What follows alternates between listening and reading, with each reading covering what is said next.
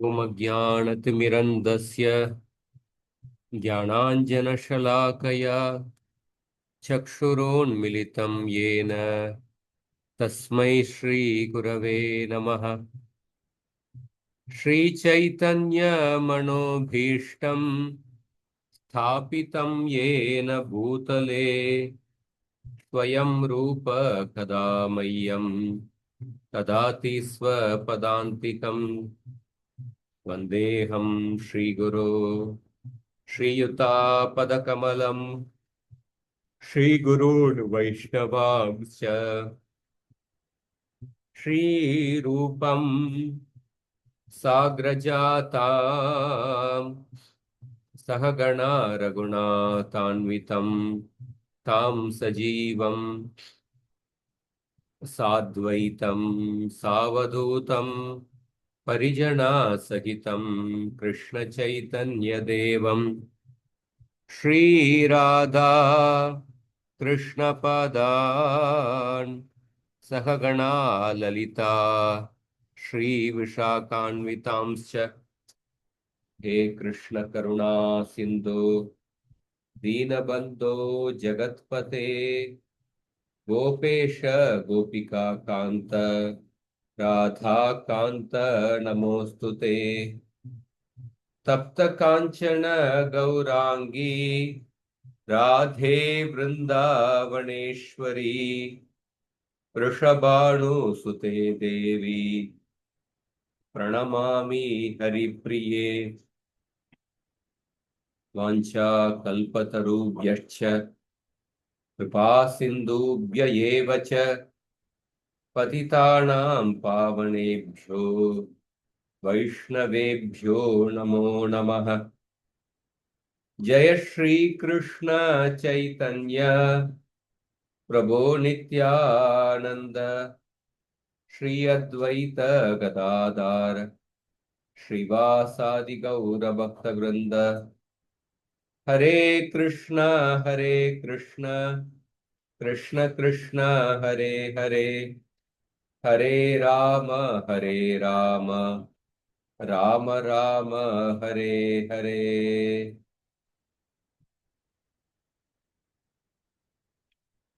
Hare Krishna.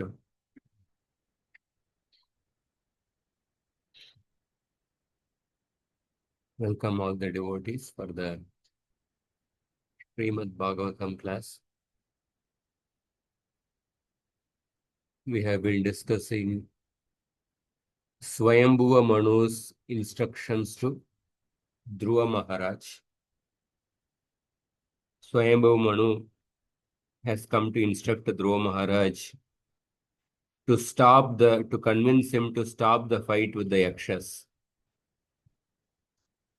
We discussed several shlokas how Swayambhuva Manu put forward arguments from a Vaishnava behavior point of view, from a justice point of view, from the point of view of the dynasty in which Dhruva Maharaj had taken birth, how it is not appropriate for him to excessively kill the Yakshas. We saw all these things. And last week we started discussing from the 15th shloka, how Swayambhu Manu started discussing philosophy from till 14th shloka. He spoke from a behavior point of view, etc. From the 15th shloka, Swayambhu Manu is speaking from a philosophical point of view. The 15th shloka, he said, Bhutai panchabir arabdair yoshit purusha evahi tayor vyavayat sambhutir yoshit purushayoriha. In the 15th shloka, he said that how the world is created. Women and men arise from the bodies made of the 5 elements, and then men and women, they unite to produce more living entities. And then the next shloka, Swambhu said that evam pravartate sarga sthiti samyama evacha guna vyatikarad rajan mayaya paramatmanah. Just as the creation of the bodies, takes place in this way, similarly, the maintenance and the destruction of the bodies also take place by the actions of the three gunas. Mayaya Paramatmanaha, through the Maya potency of the Lord. And then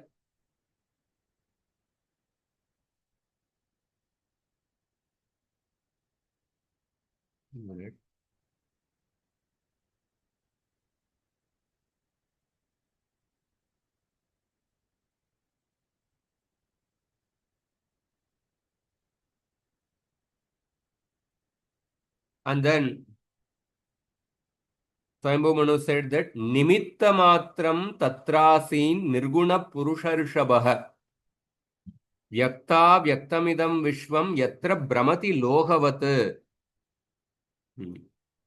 The Supreme Lord is the Nimitta Karana. Who is the beyond the three gunas? He is the Nimitta, he is the indirect cause.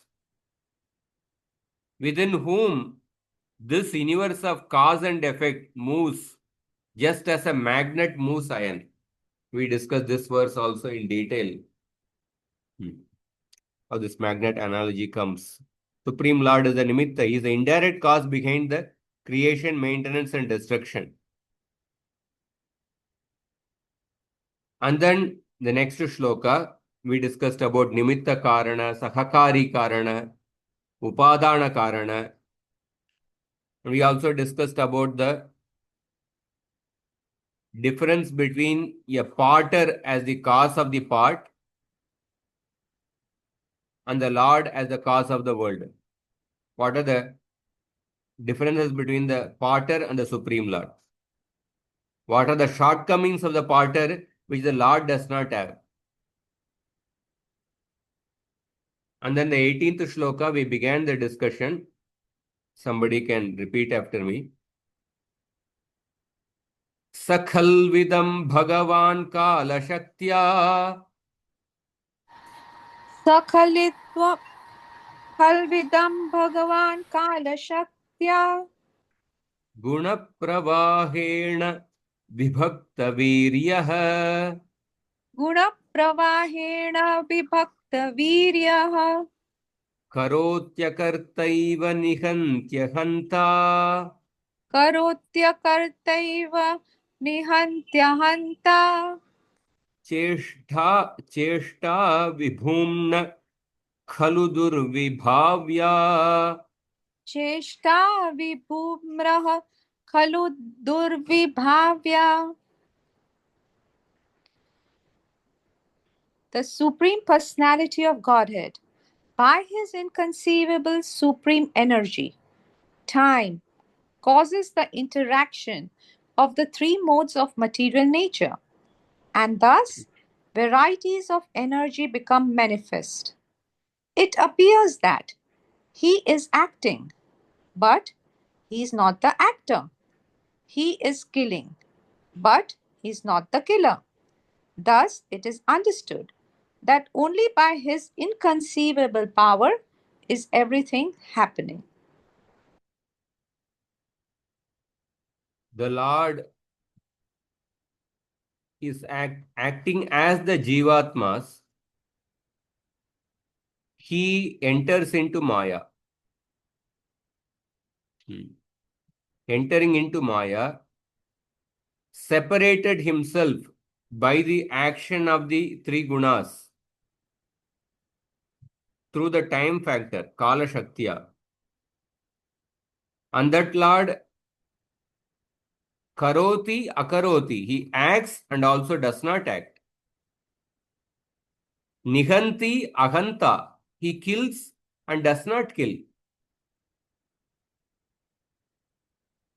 Cheshta Vibhumnaha Cheshta Durvibhavya Khalu, the actions of the Lord are indeed inconceivable.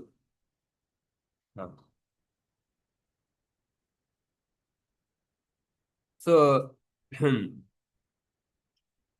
the three gunas, sattva guna, rajo guna, tamo guna, they don't act simultaneously. Sometimes sattva guna becomes prominent, sometimes rajo guna, sometimes tamo guna.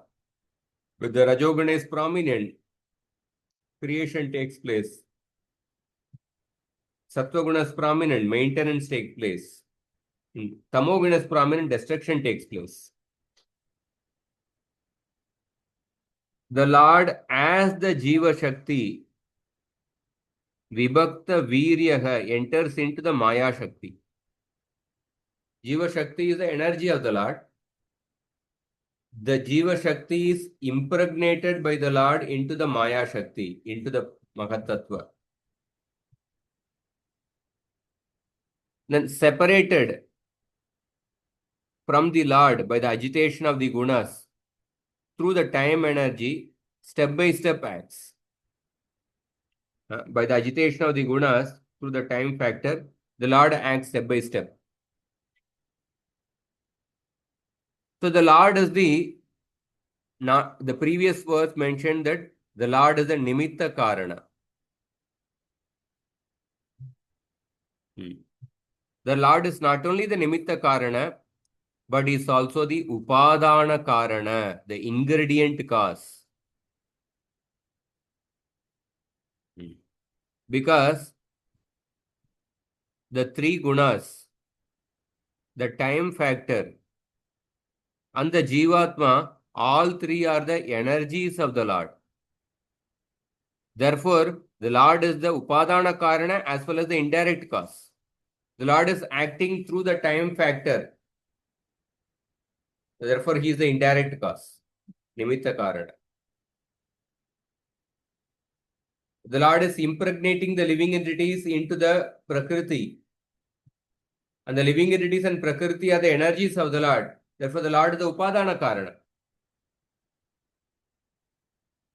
But at the same time, the Lord is the Akarta. He is the non-doer. He does not act because all three, Jivatma, the three gunas, and the time, they do not belong to the Swarupa Shakti of the Lord.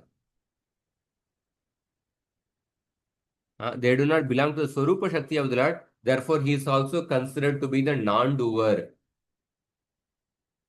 Nihanti Ahanta. The Lord is the killer. At the same time, he does not kill.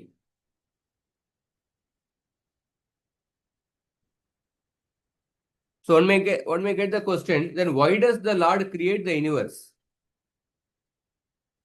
Why does the Lord can simply continuously, he can simply go on creating the universe. He need not one minute.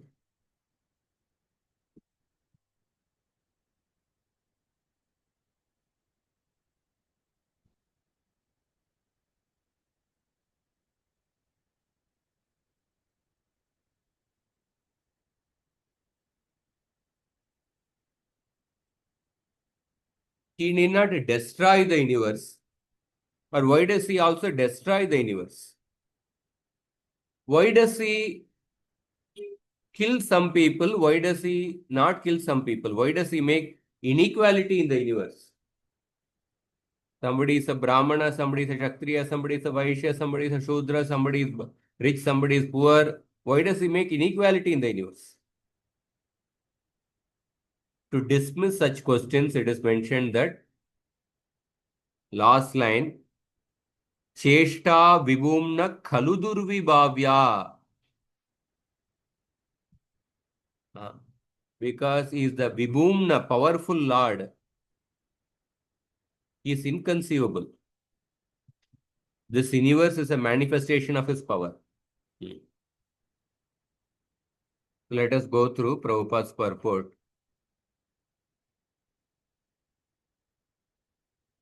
Durvibhavya means inconceivable by our tiny brain. Vibhakta Viryaha, divided in varieties of potencies.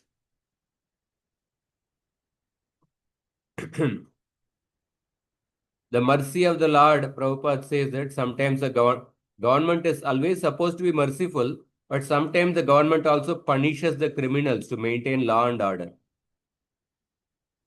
Similarly, the Supreme Lord is full of transcendental qualities, but at certain time, he also punishes the living entities who perform sinful activities. Uh, so, so then Prabhupada explains that how Krishna, Karoti and Akoroti are mentioned. How Krishna is the doer and as well as the not doer. How Krishna is not the doer. Although different living entities are getting the reaction, they are getting punished, but Krishna is not the doer.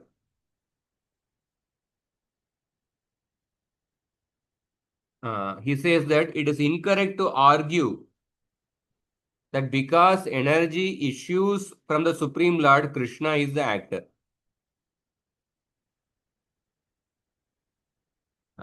One may say Krishna is the doer. But the previous verse mentioned that Krishna is the nimitta matram. That means he is the indirect cause. That means Krishna is completely aloof from the action, aloof from the actions and reactions of this world. So that is why, then how everything is being done? By his inconceivable potency. So it is not within the power of one small brain to comprehend the inconceivable power of the Lord. So Krishna remains aloof from all the actions and reactions. Therefore, he is not the doer. At the same time, Krishna is also the doer. Krishna is also the doer because all Jivatma, material nature, time factor, all are the energies of the Lord. Through his energies, he is acting. So he is acting at the same time, he is aloof from all the action. Therefore, he is a not doer. An example is given in the Vishnu Purana. एक देश स्थितस्याग्नेर ज्योत्स्ना एक देश स्थितस्याग्नेर. Fire is situated in one place, while the heat and light provided by the fire act in many different ways. Electric powerhouse situated in one place, but by the energies of the electric powerhouse, many different types of machinery move. In that sense, the electric powerhouse is acting through its energies. At the same time, electric powerhouse is just situated in one place only. It's not acting. There is acting as well as not acting. So, Sorry to interrupt, Prabhuji. It's uh, like, I think Bhagavad Gita 4.14, also something similar is there. That Nama Karmani Liptante. There he says that, for example, the rains are not responsible for different types of vegetation that appear on the earth. Although without such rains, there's no possibility of vegetative growth. namam karmani limpanti name karma phale spruha iti mam yobi janati karma bir nasabatu.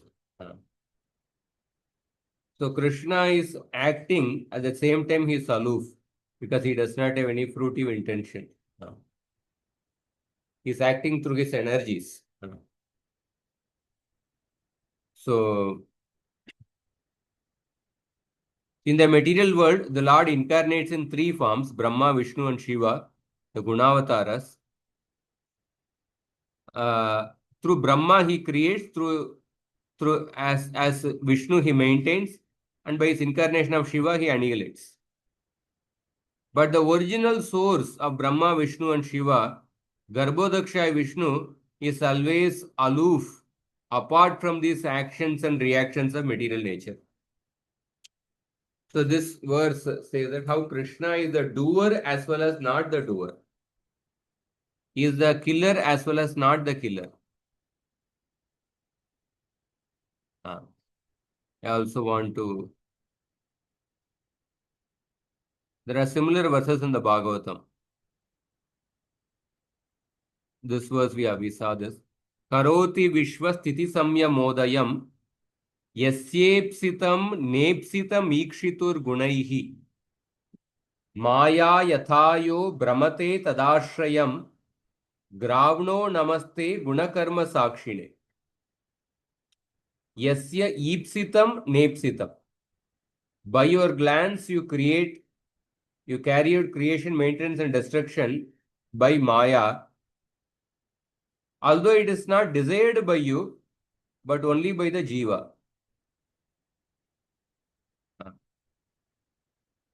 Just as a piece of iron moves forward because of a magnet, Maya moves by the influence of the Lord. So generally, when a person is doing an action, that means it is understood that a person has a desire behind it. Because jnana, icha, kriti. First a person gets knowledge, then a person gets a desire, then the next step is the kriti, the effort, action. So the Lord is performing creation, maintenance, and destruction. So because he is performing the action, one may think that he must be having a desire. But then the verse says that na ipsitam. The Lord does not have a desire. Then who has a desire? The living entity has a desire to facilitate the to facilitate the desires of the living entity who want to lord it over matter. The Lord creates, maintains, and destroys. Another verse in the Bhagavatam, Pippalayana, one of the Navayogendras, is speaking to Nimi Maharaj. Sthit Udbhava Pralaya Hetur Aheturasya Yat Swapna Jagarata Susuptishu Sad Bahishcha Dehendriyasu Hridayani Charanti Yena Sanjivitani Tadavehi Param Narendra. Sthit Udbhava Pralaya Hetu. The Lord is the cause of creation, maintenance, and annihilation. What is the next word? Ahetu. At the same time, he is not the cause. Hetur aheturasya. He is the cause. And ahetu. At the same time, ahetu can be interpreted in two ways. The Lord is the cause of creation, maintenance, and destruction, but he is without a cause. He is without a cause. Or another meaning is that he is the cause of creation, maintenance, and destruction. At the same time, he is not the cause. Because the real cause is the living entity who has a desire to enjoy independently from Krishna. So in order to facilitate the desire of the living entity, the Lord creates this world. Therefore, the primary cause is the living entity. Therefore, the Lord is said to be Ahetu. He is without, he is not the cause. Or another shloka in the Bhagavatam. Yo maya edam pururupa yastrijat bibarti bhuya kshapayat yavikriya yadveda buddhis sadivatma dustaya swamatma tantram bhagavan pratimahi. Lord Shiva is telling that you have manifold energies, and these energies are manifested in manifold forms. With such energies, we have created this cosmic manifestation, and although you maintain it as if it was permanent, but you ultimately annihilate it. But you are never disturbed by such changes and alterations. But the living entities are disturbed by them. Living entities are disturbed when something is annihilated. So therefore, the living entities, they find the cosmic manifestation to be different or separated from you. But tvam atma tantram, but you are always independent, and I can clearly see this fact. So the Lord performs creation, maintenance, and destruction. He creates this world, maintains as if it is permanent, and he only destroys it. But he is not affected by the changes of this world. Next shloka. सोनन्तोऽन्तकरकालो सोनन्तो न करत्कालो नादिरादिकृदव् अनादिरादिकृदव्ययः अनादिरादिकृतव्ययः जनं जनेन जनयन् जनं जनेन जनयन् मारयन् मृत्युनान्तकम्. मारयन् मृत्युनान्तकम्. Translation. My dear Dhruva, the Supreme Personality of Godhead is ever existing, but in the form of time. He is the killer of everything. He has no beginning, although he is the beginning of everything, nor is he ever exhaustible, although everything is exhausted in due course of time. The living entities are created through the agency of the Father and killed through the agency of death, but he is perpetually free of birth and death. So, सोनन्तो अन्तकरकालो सः अनन्तः. Anantaha means without end, or he is without destruction. But Antakaraha, but he causes the destruction of everything. Kalaha, in his feature of time factor, time is never destroyed. Time is eternal.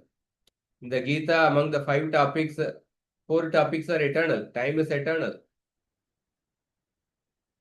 As time factor, Saha Ananta, he is without destruction, but he causes destruction. Antakara. Anadi, he is without a beginning, he is without a birth. But Adikrit, but he causes birth. Avyaya, he is inexhaustible. Janam Janena Janayan, he produces the living entities by means of other people, other living entities. Marayan Mrityuna Antakam, he destroys Mrityuna means here it is referring to the Yamaraj. He destroys even, Antakam refers to Yamaraj. He destroys even Yamaraj by Kalagni Rudra. Mrityuna refers to Kalagni Rudra. Antakam refers to Yamaraj. Marayan Mrityuna Antakam. So the previous verse mentioned that the Lord has Durvibhavya, inconceivable powers. So the inconceivable powers are described in the shloka. He is without destruction, but he causes the destruction of others. Without birth, but he causes the birth of everyone. Avyaya, he is inexhaustible. Like a Chintamani, supplies everything, but it does not get diminished in its own potency. Om Purnamada Purnamidam Purnat Purnamudachyate. So he causes the birth of everyone through the agency of father and mother. He causes the death of everyone through other jivas. Or he causes the death of even the Yamaraj through the Kalagni Rudra, but he is without death. So Krishna says that I am the death.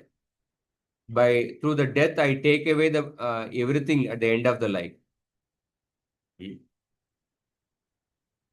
So touchstone example, Prabhupada also elaborates.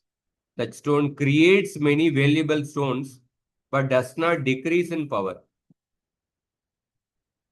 Similarly, creation occurs many times, everything is maintained, and after a time, everything is annihilated, but the original creator remains untouched and undiminished in power. Undiminished in power. Generally, any living entity, when he is involved in creation, maintenance, and destruction, he undergoes a transformation by his actions.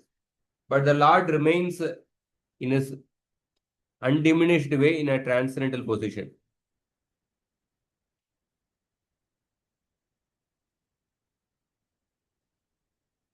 So, the Prabhupada also says that Marayan Mrityunantakam, how the Supreme Lord destroys through other living entities. He doesn't have to personally exert. For example, there was a war between Hitler and Churchill, or Napoleon and other kings. And in the war, so many people got killed. And at the end, Napoleon himself was also killed. Hitler also got killed. Churchill also got killed. So just like a teacher who wants to punish the students, who wants to punish two mischievous students, the teacher makes those two mischievous students stand up and make them hold each other's ear and then tells them to rise up and down. The teacher does not herself get involved in punishing, but through each other, she is punishing each other. Through those two students, she is punishing them through each other. In that way, Marayan Mrityunantakam, the Lord kills the living entities through other living entities. So people are very much interested in writing and reading books about Hitler and Napoleon Bonaparte and how they killed so many people in the war. Year after year, many books are published for public reading about how the Hitler killed many Jews in the concentration cells.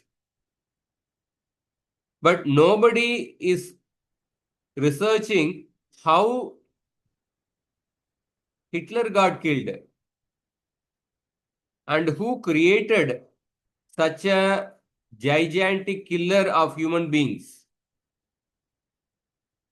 Nobody is researching that how Hitler got killed, who created Hitler. So that is the Supreme Lord who is the final cause. So the devotees of the Lord are not very much interested in the study of the flickering history of the world. They are interested only in the original creator, maintainer, and destroyer. That is the purpose of the Krishna consciousness movement. Next shloka. न वै स्वपक्षोऽस्य विपक्ष एव वा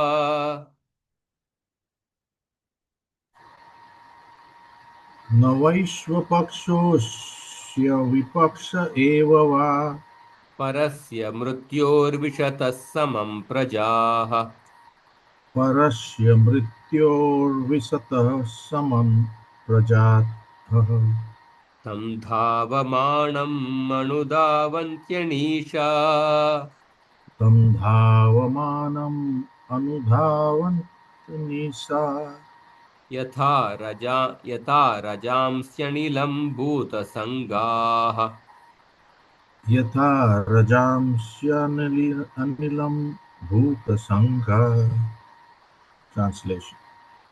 The Supreme Personality of Godhead, in his feature of eternal time, is present in the material world and is neutral towards everyone.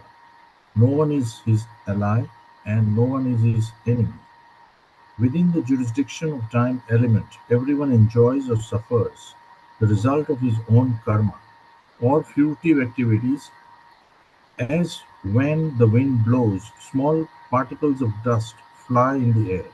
So, according to one's particular karma, one suffers or enjoys material life.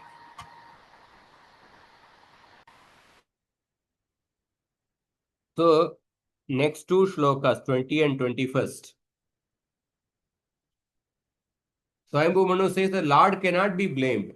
Although Lord is the destroying everyone,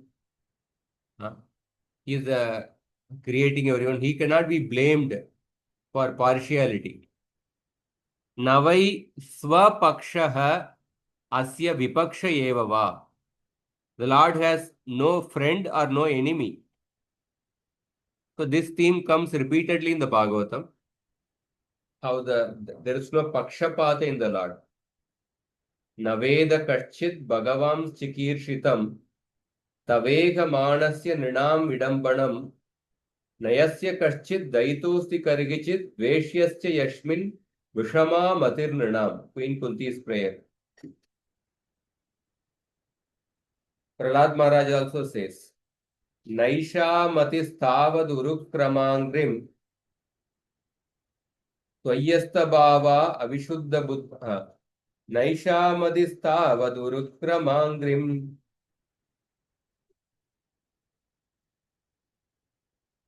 He also says that how there is no pakshapat in the love, Supreme Lord. So, parasya mrutyur vishata samam prajaha. Vishataha means entering. Samam, he enters all beings as mrityu, as death equally.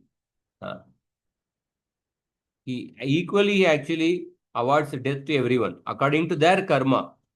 Equally means according to their karma.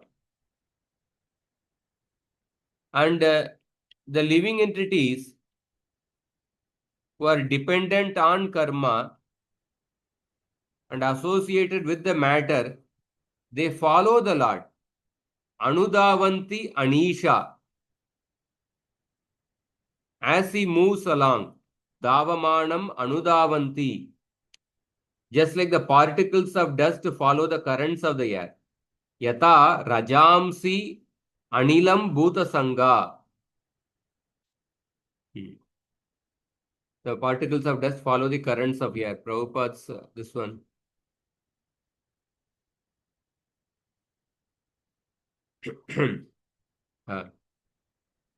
According to one's own particular karma, one suffers or enjoys material life. So, although the Lord acts in this way, he cannot be accused of injustice because he does not show favorites. This is explained in two shlokas, 20 and 21st.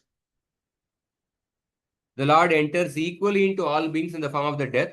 Although he is equal, there is difference in results for the Jivatmas because their karmas are not equal.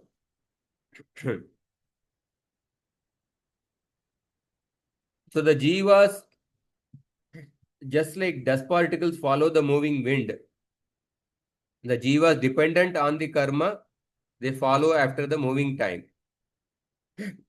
Just as the wind does not see difference, whether the dust causing darkness or water or fire enter it, or whether dust causing darkness or water or fire enter it. So the Lord sees no difference though the Jivas experience different karmas. So Prabhupada, Krishna also speaks a similar verse in the Gita.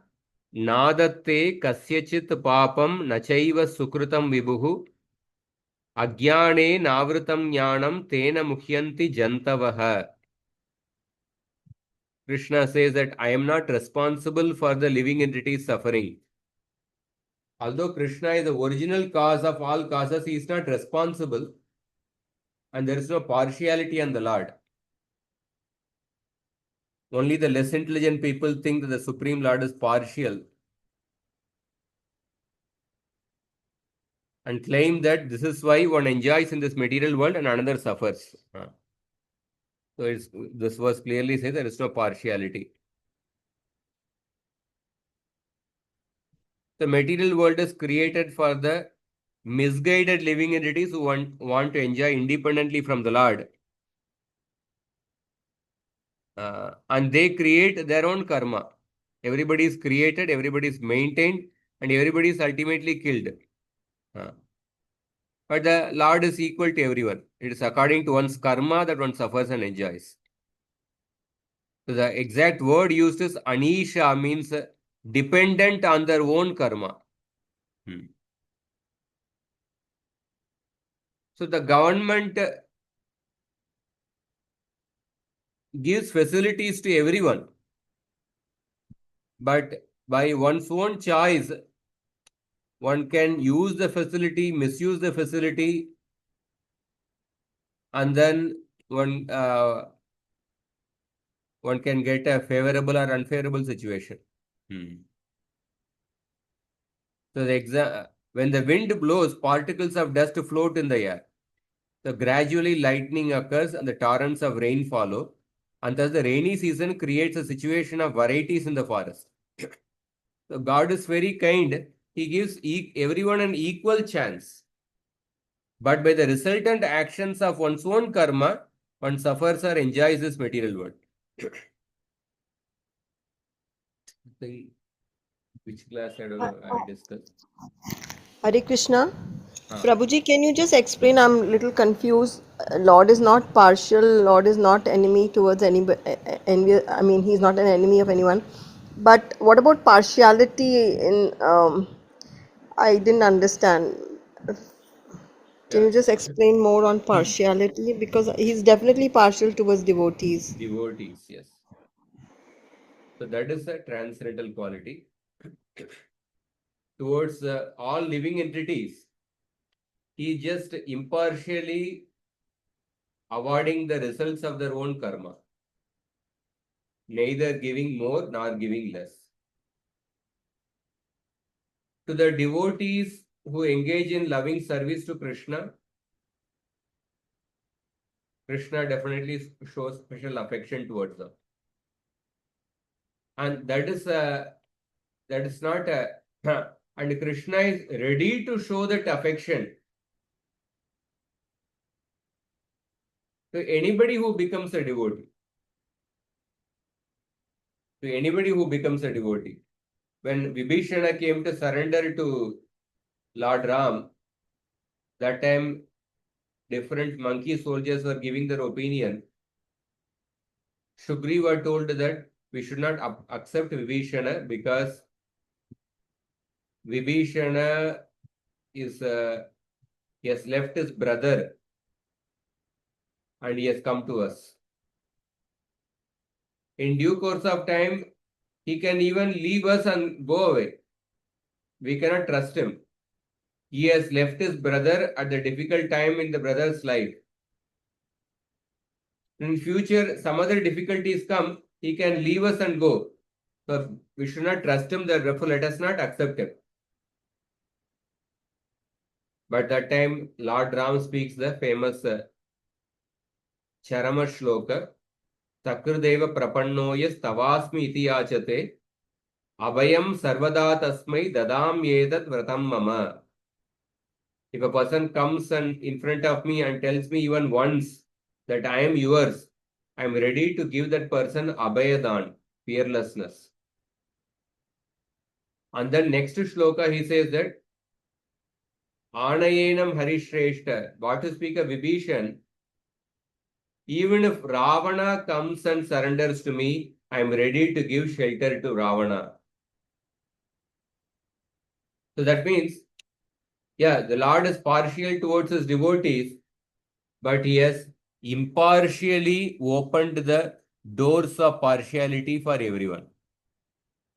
He is ready to show that affection to everyone, including Ravana, provided that living entity has to take a step to offer bhakti to Krishna, to perform bhakti to the Lord. And as long as when a person is not performing bhakti to Krishna, then a person gets exactly the reaction according to his karma. And in that Krishna just awards exactly the result of the karma. When a person is not engaged in bhakti to him, then Krishna simply awards the exact result of the living entity's karma. In that sense, he is impartial. And when a person performs bhakti to him, then he is ready to show his special affection towards the living entity. And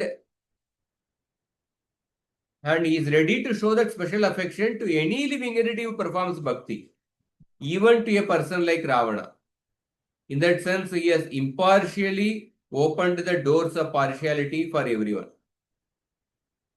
So therefore, both the qualities are there. He is partial to his devotees, just like a rich man, he may be impartially giving charity to everyone.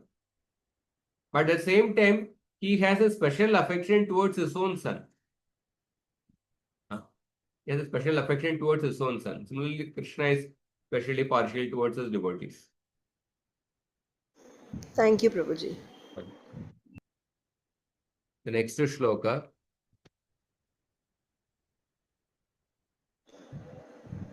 Ayushopachayam jantos Ayushopachayan janto tathaivopachayam vibhuhu tathaivopachayan vibhu bhabhyam rahitasvasto ubhabhyam rahitasvastho dusthasya vidadatyasau. dusthasya vidadhatyasau. The Supreme Personality of Godhead Vishnu is all powerful and he awards the results of one's fruitive activities.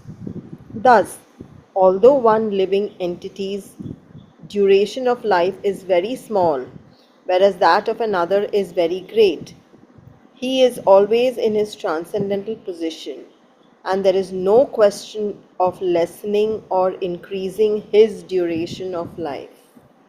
Again, the Lord's, how the Krishna is not partial, his impartiality is described in this shloka also, 20 and 21. Ayushaha apachayam janto. The living beings have short life or a long life. Some ants or certain bacteria live for few seconds or few minutes. There are other trees which live for hundreds of thousands of years also. Tataiva upachayam vibhuhu. The Lord is free of both. Ubhabhyam rahitaha. And he awards these results to those dependent on karma. Ubhabhyam rahita swasto dustasya vidadati asau. He awards the long life or short life according to their karma. So flies have a short life, devatas have a long life. Dustasya means dependent on karma. So Prabhupada says that both the short lifespan of a mosquito and long lifespan of a Brahma, both are awarded by the Lord according to their karma. But this karma can be destroyed when a person engages in bhakti. Karmani nirdahati yastvindra gopa matavendra mahosva karma bandhanu rupa falabhajana matanoti karmani nirdahati kintucha bhakti bhajam govindam adi purusham tamaham bhajami. The seeds of karma are burnt to such an extent that they cannot sprout again when a person performs bhakti. So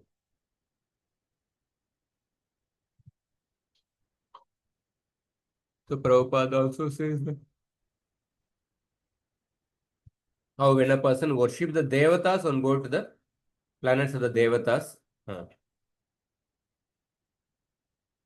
those who are inclined to material activities remain in the material sphere, but persons who engage in devotional service reach the abode of the Lord, where there is neither birth or death, nor different varieties of life and the influence of karma. Therefore, the best interest of the living entity is to engage himself in the devotional service of the Lord. Bhaktivinoda Thakur has said that You are being washed away in the material nature's waves of time. Please try to understand that you are the eternal servant of the Lord. Jiva Krishna Dasa. If you understand this, then all the miseries will stop. Now in the next shloka, Swayambhu Manu talks about the 5 different opinions about the cause of happiness and distress. 5 different opinions of different philosophers. Kechit karma vadantyenam केचित् कर्म वदन्त्येनं स्वभावमपरे नृप स्वभावमपरे नृप एके कालं परे दैवम् एके कालं परे दैवं पुंसः काममुतापरे. पुंसः काममुत्तापरे. The differentiation among varieties of life and their suffering and enjoyment is explained by some to be the result of karma. Others say it is due to nature, others say due to time, others say due to faith, and still others say that it is due to desire. The opinion of different people about the cause of happiness and distress. Kechit karma, some say it is karma. Swabhavam, some say it is the nature of the matter. Others say it is time factor. Others say it is daivam, that means the planetary movements. Kamam, some say it is lust. So different philosophers argue like that. The followers of Charvak, they say it is the nature of the matter itself. Vyavaharikas, followers of the Purana, say it is a time factor. Astrologers say that the planets are the cause. There are like Vatsyayana, with the writer of the Kama Sutra says that Kama is the cause. Kamo karshit, kamak karoti, kamak karta, kamak karayata. Lust has done it, lust is doing it, lust is the doer, kama is the doer, and kama only makes one act. This is mentioned in Mahanarayana Upanishad. So there are different philosophers, Mimamsakas, Charvaks, the astrologers, sexualists, and each of them have different conclusion. So further, so the real conclusion is that it is our work only that binds us within the material world in different varieties of life. How these varieties have sprung up is explained in the Vedas. It is due to the desire of the living entity. Kamo Karshit. The living entities are originally parts of the Lord, like sparks of a fire, but they have dropped to this material world, attracted by a desire to lord it over matter. The desire cannot be annihilated. There are some philosophers who say that if one gives up the desires, he becomes liberated. Buddhists, they say just give up the desire. Ashahi paramam dukkham. But the desires have to be transformed from material to spiritual. So therefore, even Narottam Das Thakur says that direct your kama and krodha in the service of Krishna. That means the desire becomes purified. So this shloka talks about conclusions of the different philosophers who try to explain the varieties of life in this world. All these philosophers are imperfect in some level because the ultimate cause is the Supreme Lord. That is what Swayambhu Mani is going to conclude. So the real explanation is that we are eternal servants, and as soon as we forget this relationship, we are thrown in the material world and we create our different activities and suffer or enjoy the results. So desire is the cause of being entangled in this material world. So therefore the desire has to be purified. So Prabhupada says that material desire is the cause of all sufferings. And the solution is not to give up all the desires, but to convert the material desire into spiritual desire. That's the theme of this purport. Just like a water in the form of an iceberg, it makes the ship sink. But the same water in a liquid form, it makes the ship float in the ocean. Similarly, material desire causes the downfall of a living entity, but the same desire in a spiritual form, it uplifts the living entity. And then next shloka, Swayambhu Manu says that, I'll conclude with this, then this is a little long purport. We'll take up this next week. The next shloka, Swayambhu Manu says that who among these philosophers is correct? So all these philosophers are not correct, or they are correct only in the relative sense. Because all these philosophers, they are not addressing the root cause of happiness and distress. They are not addressing the root cause of everything. That is the Supreme Lord. Ishvara Parama Krishna Sachitananda Vigraha Anadiradir Govinda Sarva Karana Karana. So 22nd shloka, Swayambhu Manu talked about the opinion of the different philosophers about the cause of happiness and distress. Some people say karma, some people say it is Daiva, the planet, some people say Swabhava, some people say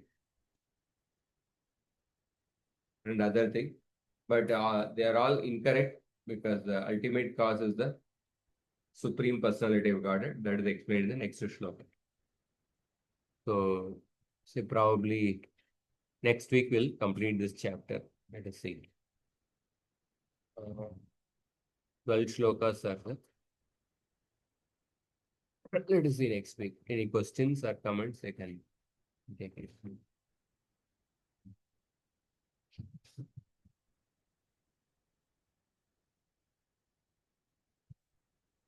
Goloka nivasat yakilatma bodho. That's also inappropriate. Krishna being situated in the Goloka at the same time is spread everywhere.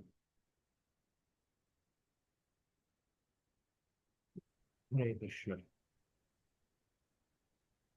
हरे कृष्ण प्रभु जी हाँ दंडवत प्रणाम प्रभु Hare Krishna.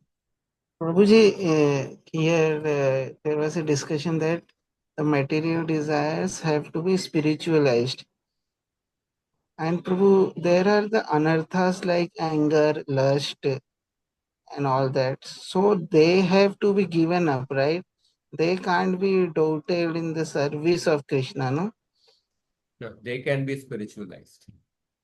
Narottam Das Thakur says that Kama and Krodha can be like Arjuna used anger in the service of Krishna.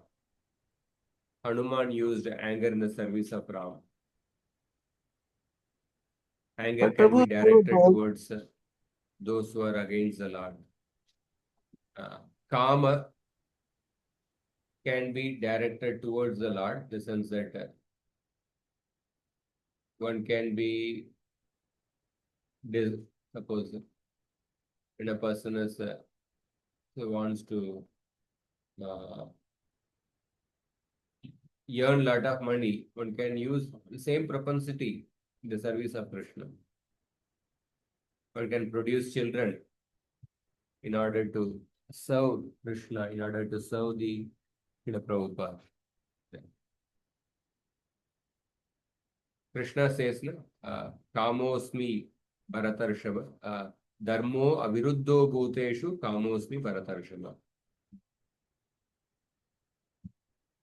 yes Prabhu right but Prabhu in case of Arjuna and Hanumanji so that anger will be transcendental anger, no? Not like the anger like the in the material world. Yeah, because why it has become transcendental? Because the anger is used in the service of Krishna. If something is used in the service of the Lord, then it has become transcendental. The purpose. Okay, okay, Prabhu. Thank you, Prabhu. Very well.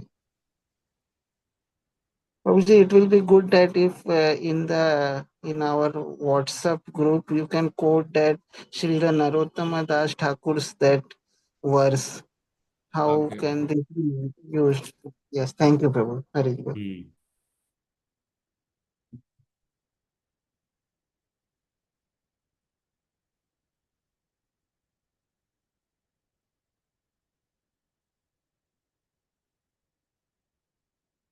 Okay.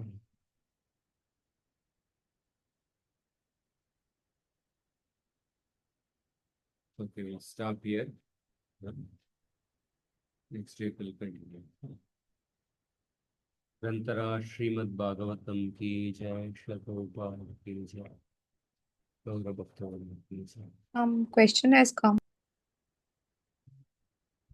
What are the four eternal subjects of the Gita? Ishvara, Prakriti, Kala, and Jivatma. Karma is the only thing which is not eternal. Karma has no beginning, but it can come to an end. Karma has no beginning, or ignorance has no beginning, but it can come to an end.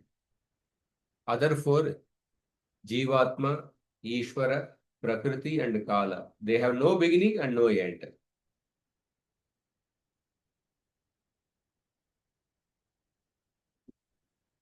Hare Krishna. Prakriti, how Prakriti has no end?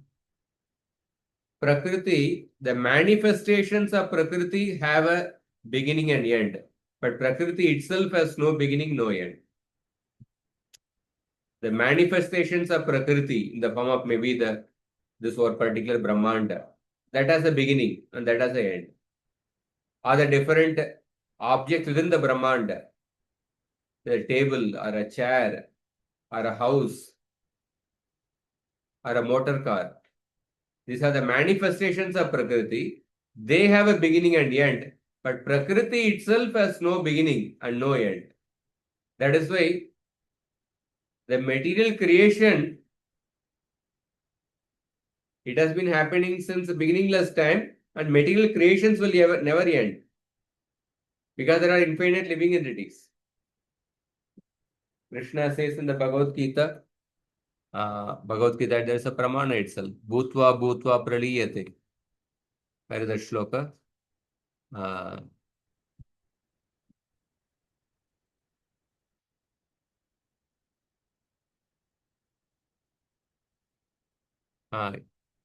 See, 8th chapter.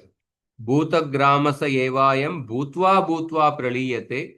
Ratriagame avashaprartha prabhavantyakharagame.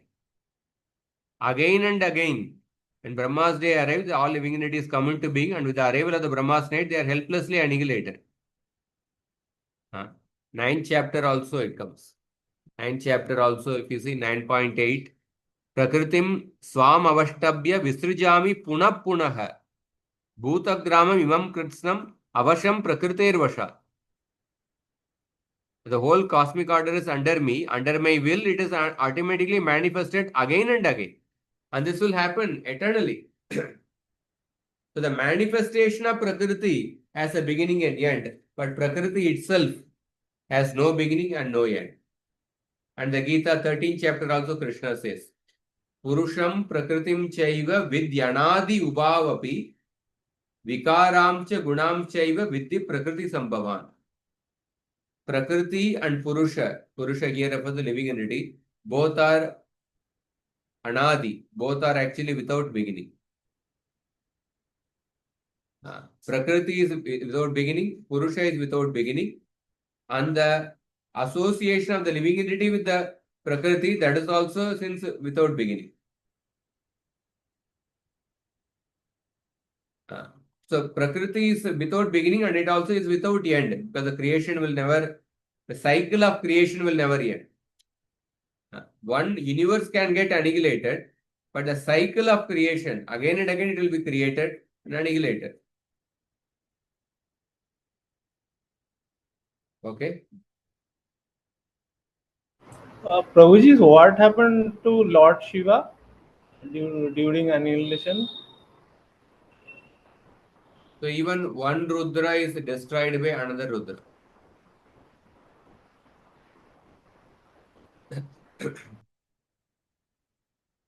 Even one Rudra is destroyed by another Rudra.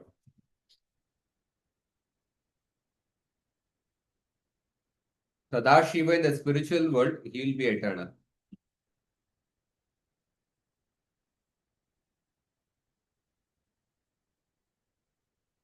Okay.